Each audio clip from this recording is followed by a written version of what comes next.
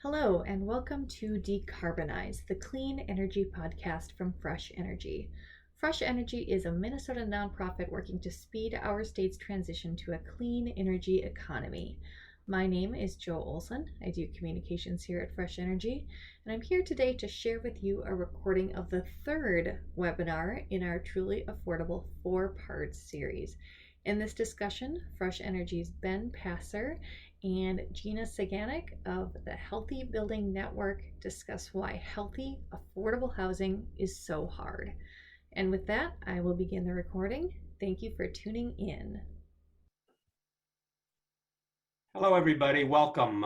Thank you again for attending today's part 3 of Truly Affordable. It's Fresh Energy's webinar series focusing on why healthy, affordable housing is a key part of building back better, and why healthy, affordable housing should be carbon-free and all-electric to truly be healthy and truly be affordable. I'm Michael Noble. I'm the Executive Director at Fresh Energy.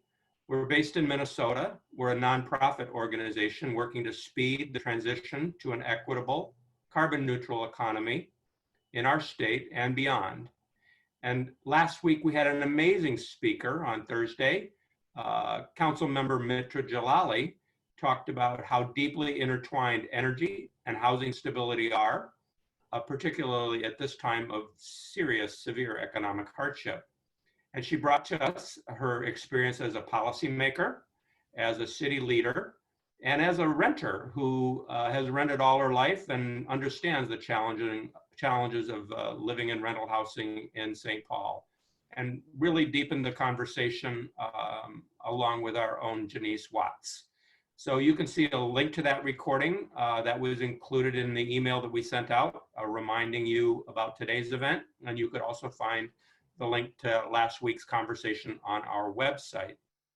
So before turning over the microphone to Ben Passer, who will introduce our guest, I want to acknowledge that this whole subject of truly affordable, all-electric, carbon-free housing is moving very, very quickly now. When someone running for the President of the United States says that all commercial buildings should be carbon-free by 2030, you know that carbon-free, all-electric housing is rising up in the public conversation. And we're now at a position where only the very, very, very best buildings are being built carbon-free and all-electric. And we're trying to make it the standard and the norm in affordable housing construction here in Minnesota. So the guest speaker we have today is going to shed some light on aspects of truly affordable housing that she understands very, very well. She's been a nonprofit housing developer and knows building materials. And I'm not going to spoil the surprise. I'm going to let Ben do the introduction. But before I turn over to Ben, I want to thank our sponsor for this event. It's the Stoll Reeves Law Firm, a national law firm with offices in downtown Minneapolis. They specialize in energy law and especially renewable energy law. So if you need an attorney and you're in the energy business, think of Stoll Reeves. I'd like to also acknowledge all of these promotional partners who are on the screen here. These are organizations who've helped us fill the room, get the word out about the series, spread the news, and they're all important Fresh Energy friends, allies, and colleague organizations. So with that, I'm relinquishing my role here, and from now on, the flow of the event belongs to Ben Passer, who is my colleague and a friend of mine, and he's also the director of Fresh Energy's Energy Access and Equity Program. So Ben Passer, please take it away. Thank you, Michael. My name is Ben Passer, and I'm the director of Fresh Energy's Energy Access and Equity Program. I'm very excited to be joined today by Gina Ciganik, Chief Executive Officer of the Healthy Building Network. In Gina's previous role at Healthy Building Network, she led an expansion of the organization's healthy materials work into the affordable housing sector.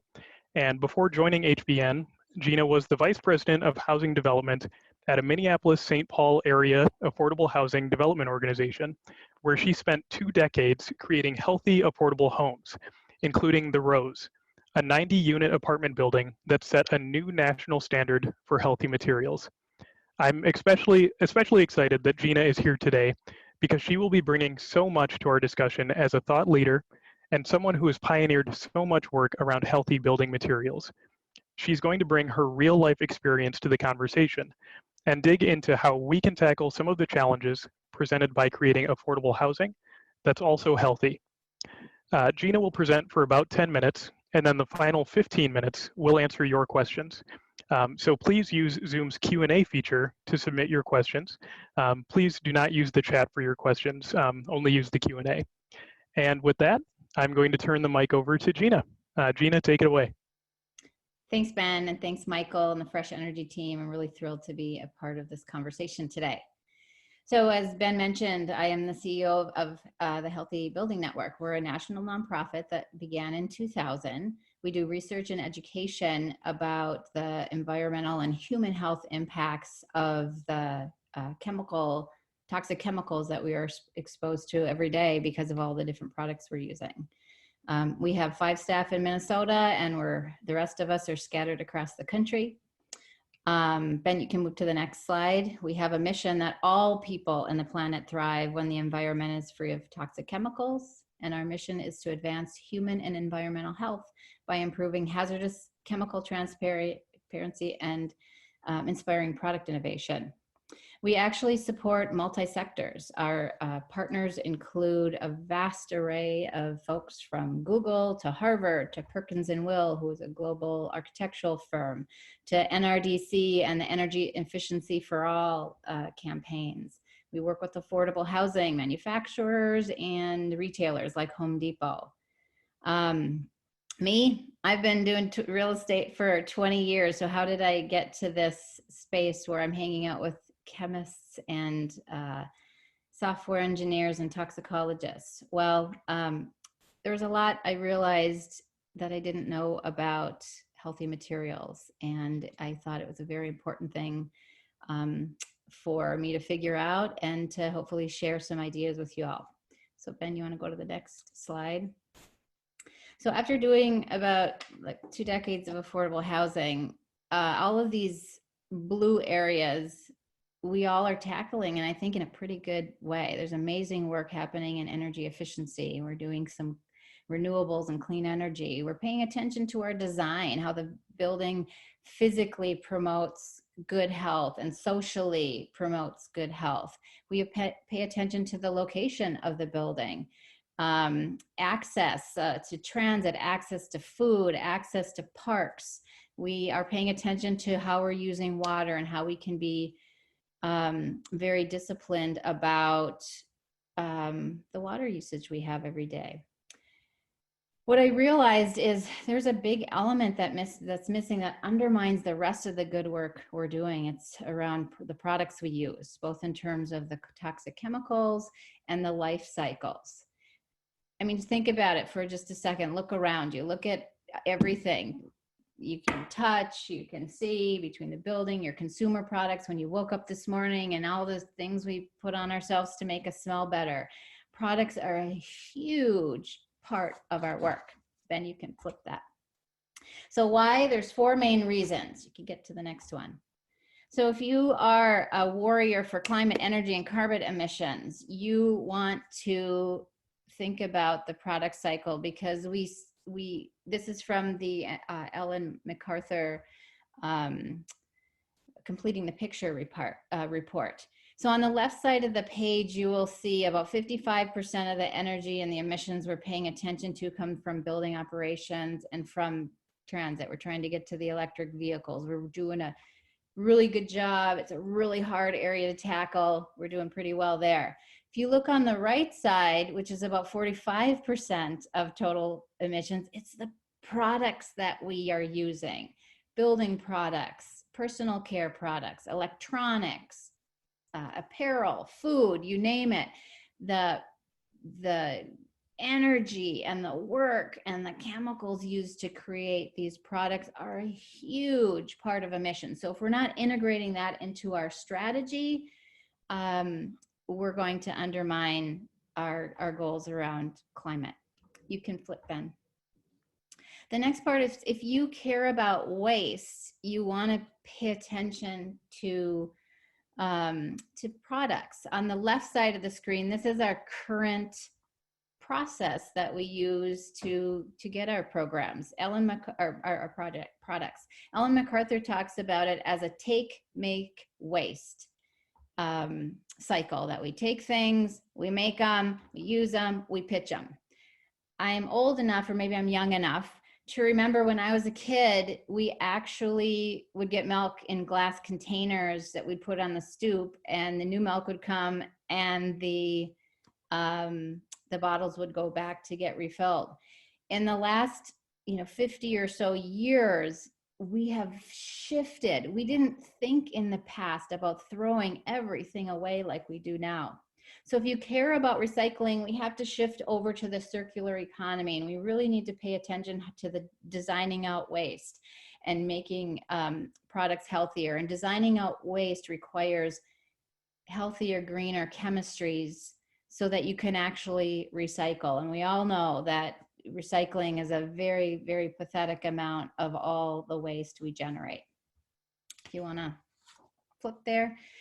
Third, if you're a property manager or manage real estate, you have, I am sure, encountered lead and asbestos abatement. The challenge is lead and asbestos aren't the only problem chemicals out there. And as we move forward, more and more chemicals are going to be flagged as problematic. So you will be doing more abatement and remediation. So if you don't know what some of the chemicals are right now that are being flagged as problematic and you're using them, you're setting yourself up to have some real expenses into the future. I always thought the government was regulating things, that they wouldn't allow us to buy products that had really nasty stuff in them that were problematic to people. The reality is that of the 85,000 some chemicals on the market, less than 200 have been tested for their impacts on human health, and only 9 have some sort of regulation. Europe is way ahead of us. They say chemicals are guilty until proven innocent by industry. We do the opposite here in the US. We say, well, until you can really prove that it's a problem, go for it.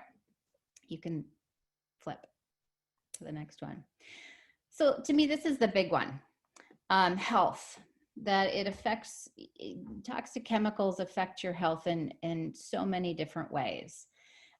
We all believe, I think we all believe the idea that you are what you eat.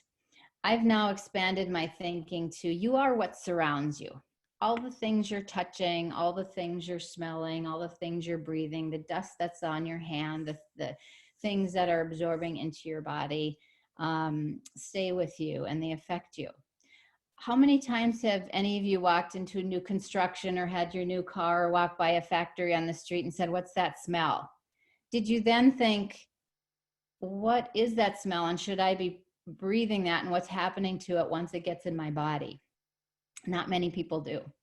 So the World Health Organization has seen that chronic diseases are generated by at least a third the sources, toxic chemicals and pollutions that are in our environment.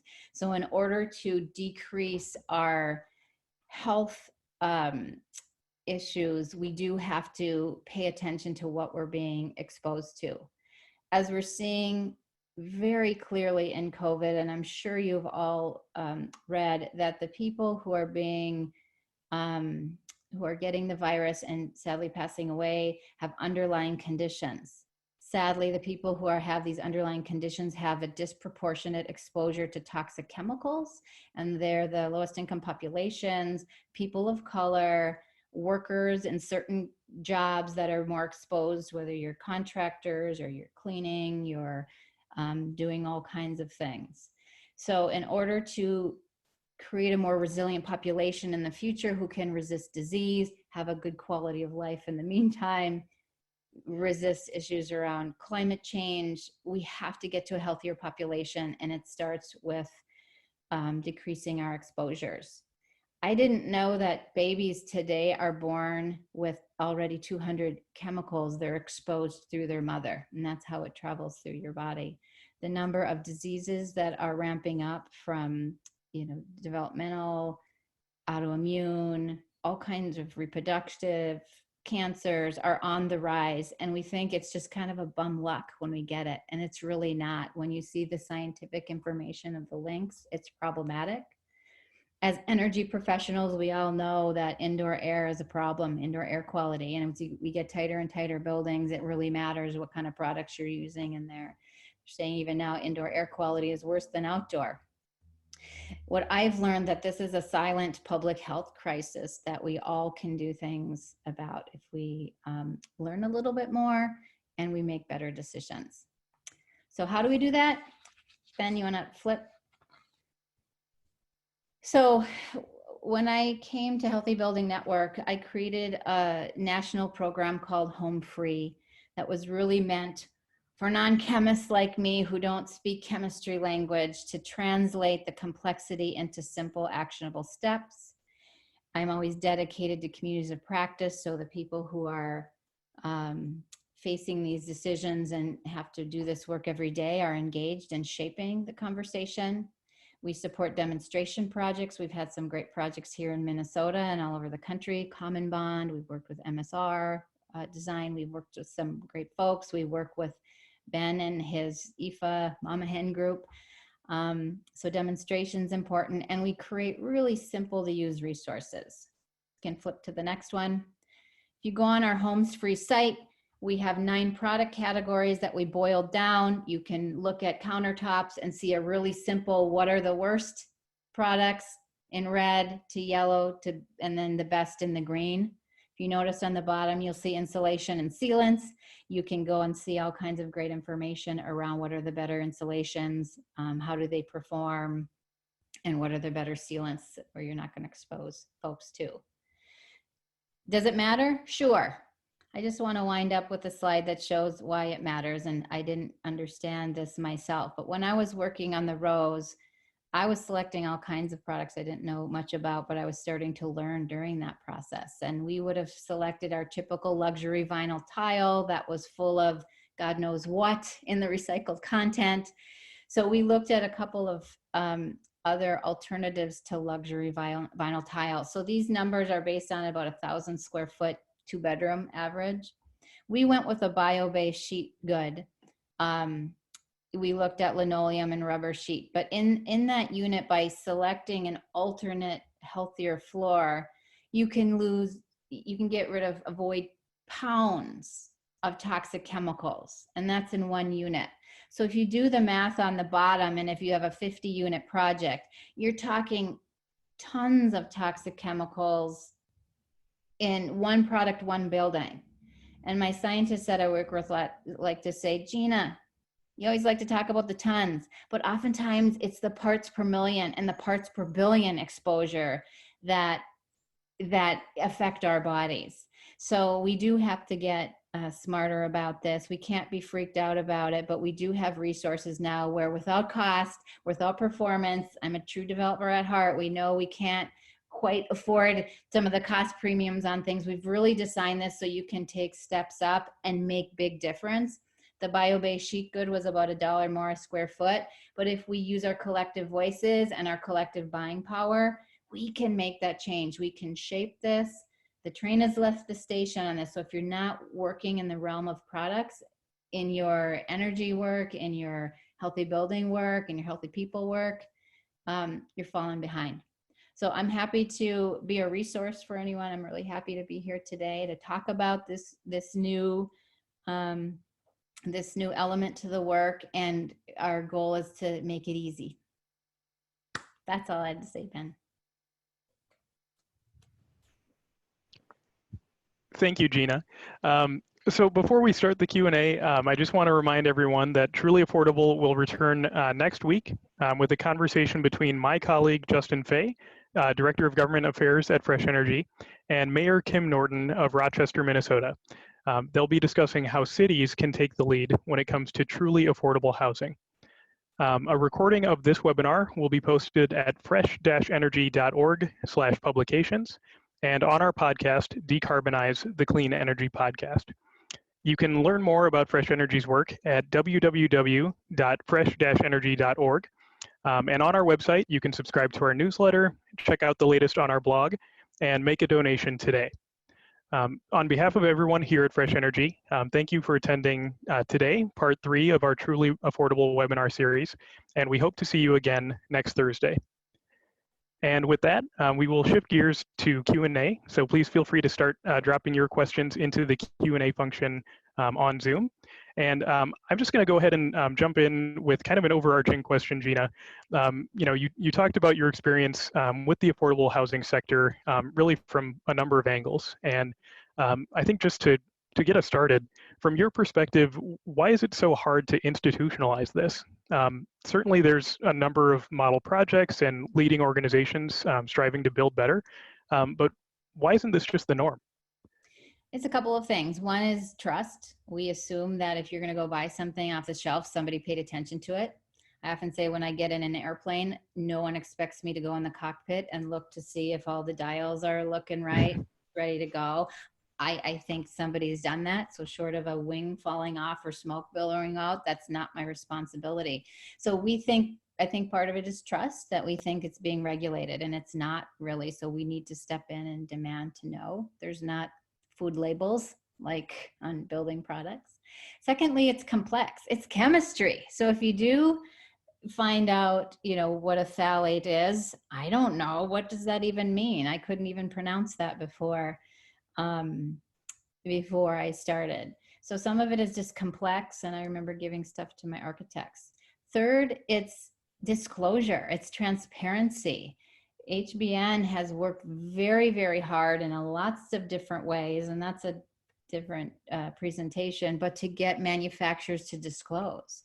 And we could tell you all day long whether a product has problems or not, but disclosure is a huge part of it. That sometimes it's trade secrets. Sometimes manufacturers have no idea because their supply chains are so long. They just get this part and they screw it in. I don't know. They think somebody else checked it. So it's a lot of different reasons. It's complexity, it's trust, it's unknowns. More information is coming out, so we can tell you more about that. And sometimes it is cost and performance, because with new materials, you want to, sometimes they charge more and they don't perform as well. So there's all those kinds of things we need to tackle. And we've come a long way since I was working on the rows. It's pretty incredible. If I had the resources now, or then what I have now, it would have been a heck of a lot easier. That's great. And just as a follow-up to that, Gina, you talked about your work on the rows, and previously, during your presentation, you talked about the flooring swap that you're now advocating for at HBN, which maybe wasn't, a primary consideration in thinking about the rows or similar projects. And so to your point on, kind of transparency and disclosure, what are some ways that we can, really start to educate developers and other decision makers in making these decisions to really kind of help facilitate that process? Yeah, good question. When we were doing the rows, it was really hard to get any of that information. And that's one of the reasons why I moved from Aon to where I'm at now. Is it didn't exist. I wanted it to exist because I started to realize, why don't we know this? Why can't we share this information? Why can't we get some scientists to just tell us what to pick and what to avoid? So in order to move forward in this and engage people, it has to be easy. And right now, what we've done with Home Free, there's really great resources. I tell people, start there, pick one product. You don't have to pick all 9. You pick one thing and it gets easier. So that's what we've found. We found that when people know better, they've done better. We have a lot of affordable housers and architects and folks who have made those changes, and they'll tell you they've been able to do it without cost and performance issues. And just as a follow-up on that, the question in the Q&A from Becca, who said, we toured the Rose building when it opened, many innovative features, but I've heard that it's unlikely to be duplicated due to complications, cost, and resident usage issues. So what lessons have been learned from that? Are there opportunities to perhaps learn and replicate best practices, but also build on them? Yeah, absolutely. Everything is a journey. I remember when we started out, when LEED came out and everyone said it was so expensive, and you can see the data from the Minnesota Housing Finance Agency that there was a blip, there was cost issues, there was performance issues, and like anything, the Rose was the first living building challenge project signed up. So products at that time were challenging, they were unknown. We're 5 years out, 6 years out from that now, and so there are definitely better products. When I look at my 20-year history of development, I can always say things I had done 3 years before that I wouldn't do now. So I would say that's not unlike about anything that we do. And year by year, we're doing better and testing some of the products. Resident use is always a big thing. If you put a healthy building together and people are bringing dry cleaning in and scented candles and shower curtains full of PVC shower curtains, it's problematic. It's going to take education, it's going to take engagement, and it's going to take all of us. That's helpful. Thank you, Gina. So we've talked about developer decision-making and individual choice. A question that's at the top of our Q&A is, are there policy solutions that could be used to improve indoor air quality in affordable housing? Yes, we've worked very closely with Enterprise Green Communities in one spot, in one place, to update their new 2020 guidelines. And so the suggestions in the materials section there will get you healthier indoor air quality. We're working with NRDC and Energy Efficiency for All right now. We're under contract to look at what are the baseline materials being used in weatherization, and how do we move to still performing, but also healthier products that are both healthier for the people using them and for the environment that gets, the release from them. So there are definitely policy avenues. We tend to work with the market, because market, from whether we work with Google and Google can tell their supply chain, we don't want any more fly ash in our carpet. We don't want any more phthalates in this. So using the power of influence, we have found changes the market a lot faster than regulation. Our goal is to organize the affordable housing and the energy around the affordable housing, those groups, to start creating a demand around this. And we have seen us shape how the manufacturers and retailers respond when we can organize ourselves. That's great. And I think that sort of market demand, that sort of just kind of energy within the market is really powerful. One thing I think that we've seen has really gained a lot of traction is something like LEED certification. And a question in the Q&A is there a similar certification like LEED for using healthier materials, similar to how LEED really incentivizes building efficiency and smarter energy use? There is most of the different standards, and there's a zillion of them out there, have a materials section right now. Living Building Challenge was really out in front from the International Living Future Institute. They were really out in front, but the well building standard and Fitwell and green communities, and of course LEED, everyone's starting to integrate this now. It's a much more publicly accepted idea to figure out what you're using. Even retailers, before 2018, you didn't see many people talking about it, but if you look at Target, they have a public chemicals management strategy. If you look at Nike, they have their chemicals management playbook. You're behind the times if you're not working towards to healthier materials now. But to your point, yes, there's a lot of different ways. It's still, we're in the hard space. This isn't because of disclosure, and you're not going to get a perfectly healthy building. I learned that when I was doing the Rose, that most of the time manufacturers don't tell you what's in your project, in their products, so then you have to get a waiver and an exception. But we've gone farther and farther, and there's new repositories like the Health Product Declaration Collaborative has an HPD repository, and it is where the leading manufacturers are disclosing in a format that's simple, at least for manufacturers to use, and it's more of an apples to apples. it's moving, and it's because we're all engaging. That's really exciting, and seems like a lot of good options that hopefully will take root. So we are at 12:30, which is the end of our scheduled time. So at this time, we'll just go ahead and, if folks do need to jump off the line, please feel free. And thank you for joining us today. But there are still a number of great questions in the Q&A, and feel free to keep them coming. And I think we'll stay on the line for another 10 or 15 minutes and continue the conversation. But if folks do want to hop off, thank you for joining us, and we really appreciate you joining Fresh Energy's Truly Affordable webinar series. So the next question that I'll ask you, Gina, there's a question from Margaret in the Q&A. We've talked about a number of different products and materials, but this question is around appliances. So how are you thinking about appliances and indoor air quality? For example, do you track the combustion emissions from natural gas furnaces, water heaters, and or stoves in units? Those are all important things to track. We don't do that ourselves just because we are focused really on the chemistry of what the products are made out of.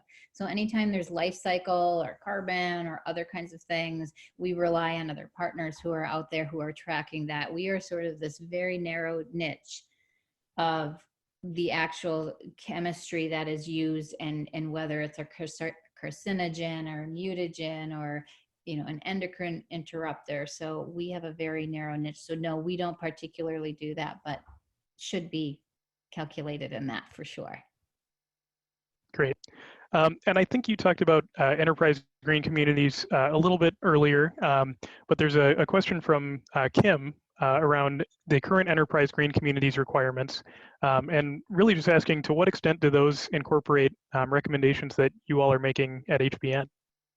To a very great degree. They had us in, our senior researcher, Rebecca Stam, was very closely working with Krista Eggers and her team. And so a lot of the home free recommendations from our home free initiative were used as updates to the 2020. We're working with Enterprise very closely to get a really robust set of resources. So as you're going through those very specific recommendations, either required or optional in their materials section, that there'll be resources for you to have handy so that you can advance that work better. Great. Now, shifting back to developers and kind of developer choice, are there developers that you see as leaders in utilizing and promoting sustainable products in their projects? Oh, absolutely. We have an advisory group in Home Free. We call it the Home Free Champions. And so there are groups in there. Locally here, Common Bond did some really great things. We have a group in San Francisco called Tenderloin Neighborhood Development Company, TNDC. They're doing great work. There is a group in Seattle called Capitol Hill Housing. There's a group in San Jose called First Community Housing. They've already said, even before we showed up, so I don't even want to take credit for this, we're not using vinyl anymore. We only use linoleum. And TNDC is actually moving towards just linoleum. We say that is great, but if you have to use vinyl, there's like red vinyl on the lowest, or there's a couple steps up if you just know what to ask for. So you can, even within the vinyl realm, still make better choices. But there are some affordable housing groups that have made stances because of how, especially how vinyl impacts environmental justice and the communities that are surrounding the production of vinyl, the carcinogens and the problems, and they're definitely low-income communities and people of color that are being affected by that. They've drawn their line that they don't want to participate in the manufacture and a lot of the stuff that happens through the creation of vinyl. So that's if you great. talk And on Home Free, you'll see case studies, you'll see a bunch of the leading groups of what they did and what they chose and how they're moving along. awesome. That's great, Gina. I was just about to ask if there's a nice landing page. So great plug for where folks can find more information. So we've talked about, I think, throughout our conversation so far, just the importance of organizing around these issues and really, taking a stand for healthier building materials and just healthier communities. There's a question from Lucy who asks, how does the average citizen get cities, especially those in the affluent suburbs, to get on board with building this kind of affordable housing? What kind of advocacy would you recommend, and are there examples of advocacy that's been successful? Yeah, definitely. All of the standards we had talked about before have sections. So as you're working with the building officials there, the cities, they can start to see that all of the different standards are starting to move towards a best practice of healthier materials. What people really need, what I really needed, was a resource.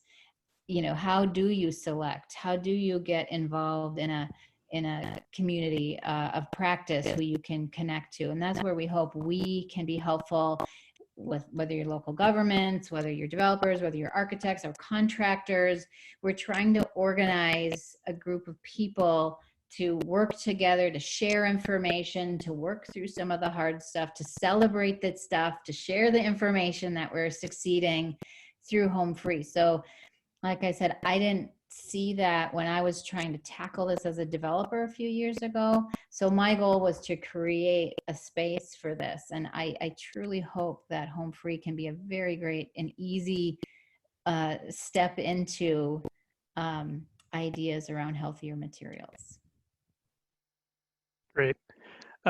So there are a couple of questions in the Q&A, I think around more specific measures or products. So I'll just read those and then feel free to kind of tick through them on your end, Gina.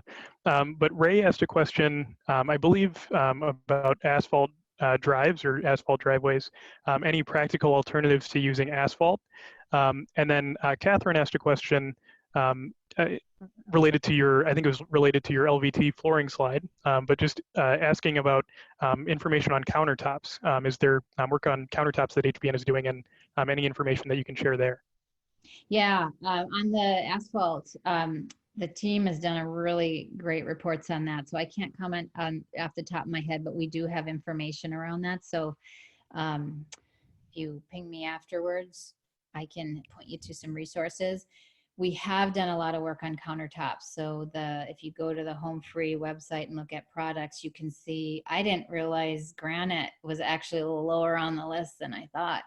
And you see that,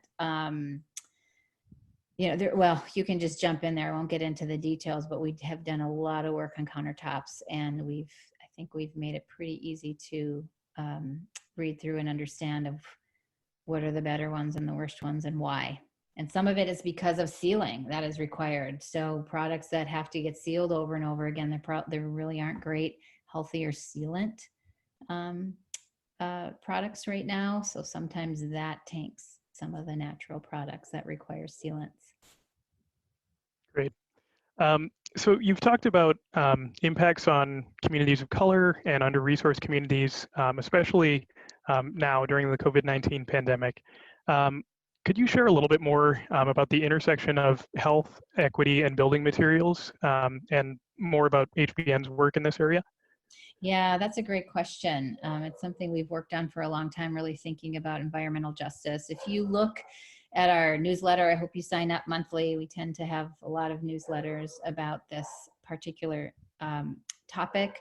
In May, we organized a bunch of the articles that are coming out and showing the impacts on people of color and lower income communities, and the workforce that is essential workforce now that have roles that require the interaction with toxic products, and the connections to all kinds of underlying health conditions that can be linked to different chemicals of concern that they have on the job.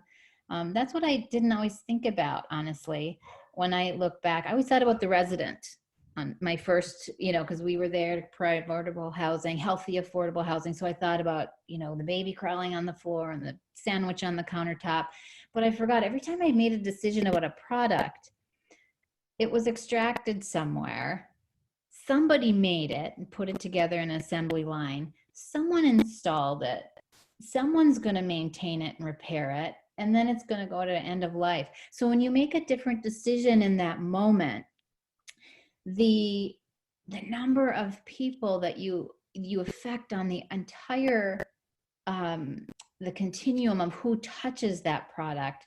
And if you look at who that workforce is, what their wages are, ethnic backgrounds, a lot of this stuff comes from overseas. And if you start looking at human rights abuses and stuff. So I have been much more connected now to the choices about all the different products I buy, and where did that come from? What is it made out of? How many people touched it? And if I pick a better product, when we were talking about those tons, that's eliminated from all of the different groups of people who are exposed and touching it along the way. So it is really important justice strategy that we get to know and figure this out. As much as it is with energy and everything else, it's a justice and health inequity issue. I really appreciate that, Gina, and that so deeply resonates with me.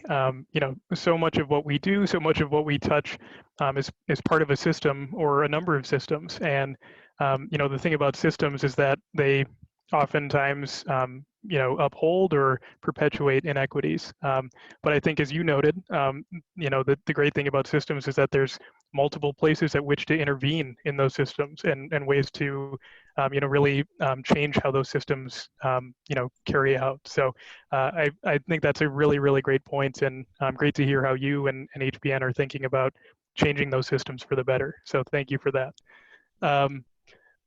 Another question I wanted to ask relates to the Ford site, a potential project in development here in St. Paul, Minnesota.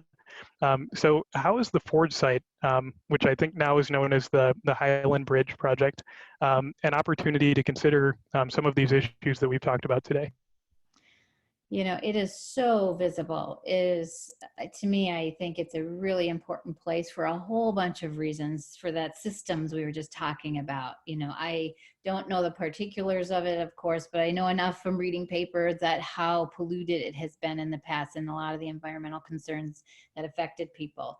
You can think about all the people who were on that site making things at one point, and the manufacturing and exposures. So how beautiful would it be to create from what, of course, I'm not saying anything bad about Ford and all the great cars and all the great things that they've done, but in this moment of what can it be, what if it was the opposite? What if we really paid attention, now that we can, to what are the products that we use? I'm not saying we can solve all, there's a lot of issues around waterproofing and some things. So I'm not saying every product tomorrow can be healthy, but we can do way better and then make it a springboard for, what comes after that and what comes after that. So I would love it if anyone working, I know PPL, I know Common Bonds working, on things there. Of course, Ryan, we're here ready, willing, and able to help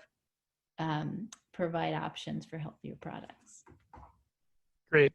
And kind of on the other side of the coin, from a new project opportunity, Becca in the Q&A asked where renovation and rehabs fit in. So there's, kind of this blank slate, so to speak, when you're building new. But, where can rehabs and renovation really make a significant impact? Yeah, huge. We often think, and I often, because I'm a developer, I often think of the new sites. I'm glad that question was brought up. The volume of products used day in and day out for turns, for repairs, for capital improvements far exceeds new construction. And that's huge. New construction is going to be enormous globally. But rehabs, weatherization projects, that's the work we're doing with NRDC and Energy Efficiency for All, is really looking at weatherization and existing operating. So, paint. No one should be using a paint, if you look at our chart, anything below a light green, because there are not cost and performance issues. There's habit. We always knew we use this paint, we use this one, just keep using it. Paint has transformed in some really great ways in the last few years. and everybody tomorrow should be in the light green or better. So that's an easy one, and that's used in volumes. There's definitely products for repair. There's definitely, flooring options. So yes, yes, and yes on existing buildings. We have to pay attention to that huge, huge use there. Great. We are right at the end of our time. I did want to ask one kind of final question, Gina, for us to think about and reflect on. How has the knowledge that you've gained through your work at HBN, new knowledge that you've gained there, changed your own personal behaviors? Yeah, great question. It has. Now, I'm not a super freak about it. I know there's a lot of exposures. There's a lot of things out there. I still use Clorox cleanups. I know that probably not necessary, but I like them. But I've changed tremendously. I am much more connected with what surrounds me and how I participate in the things I buy. I don't do paper plates anymore, both from a waste and the more water resilient they are, the more problematic they are. I ditched the makeup when I, for a bunch of reasons, but the last straw was, there's what in that product and I'm rubbing it on my face? Out. So I'm really thinking about what's necessary and what's not necessary. Do I need a jacket with weatherproofing that would get me to the top, a waterproofing that would get me to the top of Mount Everest if I'm just running to my car? No. So there are so many things that I've learned. And I don't, when I see a water bottle that says BPA free, I now know about regrettable substitutions that oftentimes they're replaced with chemicals that are their cousin. It's the same thing by a different name. So I'm also more cautious about flashy, this is free of. I always ask now, well, what did they put it instead? Because a lot of times it's the regrettable substitution, same thing, different name. So I'm much more conscious. I pay a lot more attention. I feel really good about the decisions I'm making for my family. And I'm really proud about the work we're doing in terms of our, justice and equity work, and look forward to health for all in the future because of paying attention to this.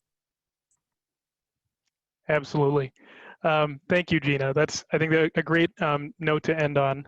So with that, I want to thank everyone for joining us again for part 3 of our Truly Affordable webinar series. I especially want to thank Gina Ciganik, CEO of Healthy Building Network, for a great presentation and discussion today. But again, thank you all for joining us. And with that, we hope to see you next Thursday, and have a great rest of your day. Thank you for tuning in to the audio recording of our webinar. You can stay up to date on Fresh Energy's work via our blog at fresh-energy.org or follow us on social media. In the meantime, thank you everyone for listening and subscribing to our podcast. You can support Fresh Energy's work by making a donation today. Visit our website at fresh-energy.org and click Donate in the upper right corner. Thank you for listening.